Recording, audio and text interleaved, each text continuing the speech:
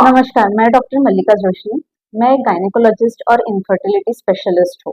आज हम बात करेंगे कि अगर अनचाही प्रेगनेंसी हो जाए तो क्या करना चाहिए। बहुत बार ऐसा होता है कि छोटी स्कूल में जाने वाली या कॉलेज में जाने वाली बच्चियां प्रेग्नेंट हो जाती है और उनको समझ में नहीं आता है कि क्या किया जाए।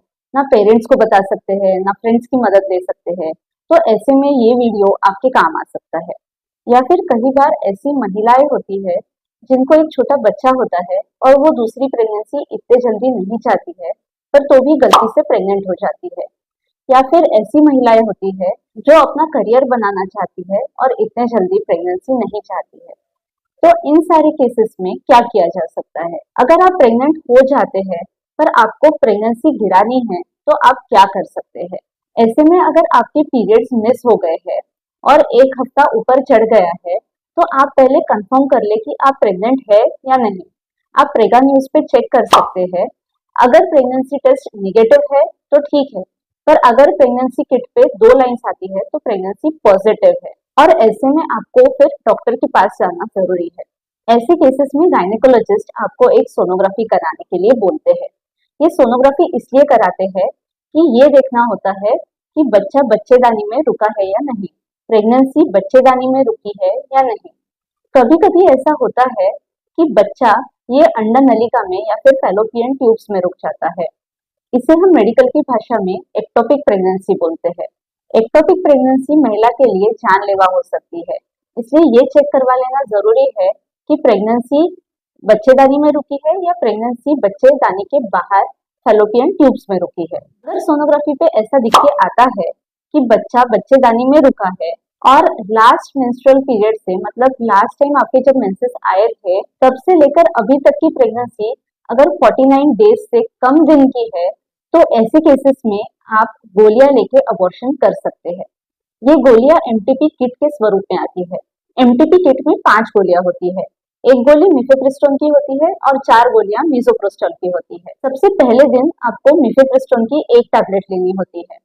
उसके 48 आवर्स के बाद आपको मीसोप्रोस्टॉल की 2 टैबलेट्स लेनी होती है। मीसोप्रोस्टॉल की टैबलेट लेने के बाद आपको पेट में क्रैम्पिंग और पेन शुरू होता है और ब्लीडिंग शुरू होता है और फिर अबॉर्शन हो जाता है। अबॉर्शन होने के बाद और एक सोनोग्राफी कराना जरूरी है। ये सोनोग्राफी अबॉर्शन होने के 15 दिन बाद करानी होती है। ये सोनोग्राफी इसलिए कराते हैं ये देखने के लिए कि बच्चा पूरी तरीके से गिर गया है या नहीं, या फिर बच्चे के कुछ टुकड़े बच्चेदानी में अटके हुए हैं। अगर ऐसा है, बच्चेदानी में बच्चे के कुछ टुकड़े अटके हुए हैं तो आगे चल के इन्फेक्शन हो सकता है और कई सारे कॉम्प्लिकेशंस हो सकते हैं। तो अबॉर्शन के 15 दिन बाद सोनोग्राफी करवाना जरूरी है, ये चेक करने के लिए कि बच्चेदानी में टुकड़े अटके हुए हैं या नहीं।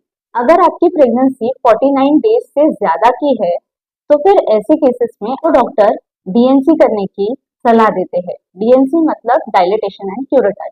ये एक छोटी सी प्रोसीजर होती है, पर एडमिट करने के बाद और एनेस्थेशिया देने के बाद ही कराना जरूरी होता है। आप अगर बच्चा गिराना चाहते हैं तो कोई भी घरेलू नुस्खे या फिर मन से कोई भी दवा मत लीजिए, क्योंकि ऐसे केसेस में क्या होता है, ब्लीडिंग तो शुरू हो जाती है पर प्रेगनेंसी कंटिन्यू हो जाती है, प्रेगनेंसी गिरती ही नहीं है और ऐसे में बच्चा बढ़ जाता है और बच्चा बढ़ने के बाद हम कुछ नहीं कर सकते। कभी कभी ऐसा होता है, ब्लीडिंग शुरू होती है, अबॉर्शन भी हो जाता है, पर बच्चा पूरी तरीके से नहीं गिरता है, कुछ टुकड़े बच्चेदानी में अटक जाते हैं और आगे चल के इन्फेक्शन वगैरह बाकी कॉम्प्लिकेशंस हो सकते हैं। इसीलिए हमेशा डॉक्टर की सलाह लेकर ही अबॉर्शन करवाना जरूरी है। अब थोड़े से लीगल एस्पेक्ट समझ लेते हैं हम अबॉर्शन के। इसको हम मेडिकल की भाषा में मेडिकल टर्मिनेशन ऑफ प्रेगनेंसी बोलते हैं, एमटीपी। तो एमटीपी करने से पहले या अबॉर्शन करने से पहले एमटीपी फॉर्म भरना जरूरी होता है, पर इस फॉर्म पे सिर्फ फीमेल पार्टनर के साइन की जरूरत होती है, मेल पार्टनर के साइन की कोई जरूरत नहीं होती।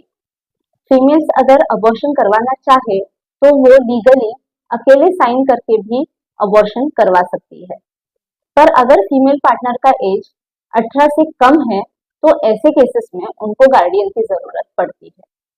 अगर आपको इस विषय में कोई भी जानकारी चाहिए हो तो प्लीज नीचे कमेंट सेक्शन में आपके क्वेश्चंस डाल दें, हम उसका आंसर करने की पूरी पूरी कोशिश करेंगे। अगर वीडियो अच्छा लगा हो तो लाइक करें, अपने फ्रेंड्स के साथ शेयर करें और इस चैनल को ऐसी ही टिप्स के लिए सब्सक्राइब करें। Thank you.